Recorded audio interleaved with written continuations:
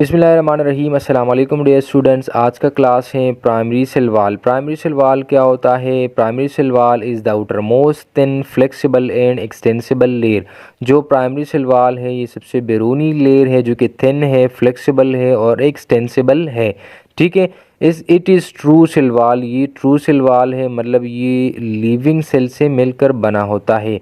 It develops in new growing cell, जो कि नए सेल हमारे पास बन पा रहे होते हैं प्लांट्स के अंदर, तो वहाँ पर ये मोस्टली डिवेलप होता है। It is mainly composed of cellulose. ये सेलुलोज से मिलकर बने होते हैं। हेमीसेलुलोज भी इसके अंदर मौजूद होती हैं। इसके साथ पेक्टीन्स मौजूद होती हैं, लिग्निन भी मौजूद होता है और स्मॉल अमाउंट में ग्लाइकोप्रोटीन्स भी मौजूद होती हैं। It is 1 to 3 micrometre thick, और इसकी जो थिकनेस होती है वो 1 से लेकर 3 माइक्रोमीटर तक उसकी थिकनेस होती है। Growing plant cells are surrounded by a polysaccharide rich primary cell wall. जो ग्रूविंग सेल्स होते हैं, जो कि मेरिस्टेमेटिक सेल के नतीजे में जो सेल्स बन जाते हैं, तो इसमें मोस्टली प्राइमरी सेल वॉल होता है और उसके इर्द गिर्द जो इन्वेलप की सूरत में जो कि पहली मेम्ब्रेन मौजूद होती हैं, तो वो प्राइमरी सेल वॉल ही मौजूद होती हैं। The primary cell wall is arrange inner to the middle lamella, और ये जो मिडल लेमिला होते हैं इसके इनर साइड पर हमारे पास प्राइमरी सेल वॉल जो है वो बन जाता है। इस डायग्राम में भी आप देख सकते हैं, ये जो ब्लैक कलर का ये वाला जो लाइन आपको दिख रहा है, तो ये हमारे पास प्राइमरी सेल वॉल है। ठीक है। और ये जो रेड कलर का आपको दिख रहा है ये हमारे पास सेकेंडरी सेल वॉल है। ठीक है। और ये एक हमारे पास प्लांट सेल है और ये दूसरा प्लांट सेल है।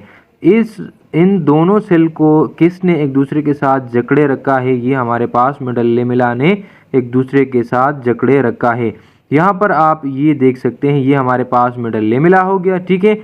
उसके डायरेक्टली बाद जो कि हमारे पास है तो वो प्राइमरी सेल वॉल है। ठीक है। और इस प्राइमरी सेल वॉल के बाद हमारे पास कौन सा सेल वॉल है? सेकेंडरी सेल वॉल है। ठीक है। तो इस बात का मतलब ये हुआ कि जो हमारे पास जो प्राइमरी सेल वॉल है ये inner to the middle lamella है। It is component in extension. इसका मतलब ये है कि इसके अंदर कुछ ना कुछ एक्सटेंशन मौजूद है, डायरेक्टली टूटता नहीं, कुछ ना कुछ फ्लेक्सिबिलिटी मौजूद है। Cellulose microfibrils are shorter. जो सेलुलोज माइक्रोफाइब्रिल्स इसके अंदर मौजूद हैं तो वो शॉर्टर हैं, शॉर्ट लाइक उसकी मार्बोलॉजी है। The primary cell wall is slim. जो प्राइमरी सेल वॉल है ये स्लिम है। स्लिम का मतलब ये है कि ये पतला है। लिग्निन इज़ एब्सेंट, जो कि एक पॉलीसेकेराइड होता है लिग्निन, तो वो भी प्राइमरी सेल वॉल में मौजूद नहीं है। इट कंटेन 60% वाटर, और उसके अंदर 60% वाटर मौजूद है। प्रेजेंट इन मेरिस्टेमेटिक सेल्स।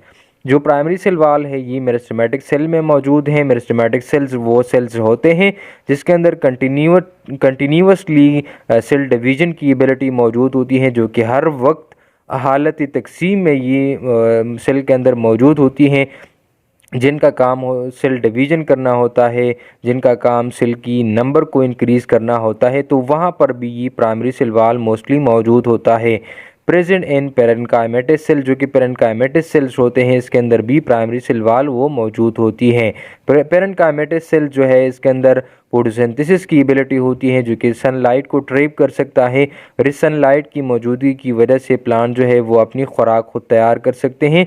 इसी की वजह से उनको ऑटोट्रॉपिक ऑर्गेनिज्म भी कहा जाता है, या इनको इंडिपेंडेंट ऑर्गेनिज्म भी कहा जाता है। All of leaves and fruits में भी प्राइमरी सेल वॉल मौजूद होता है। ये तो आज का क्लास। कोई कन्फ्यूजन, कोई सवाल हो तो कमेंट बॉक्स में पूछ सकते हो।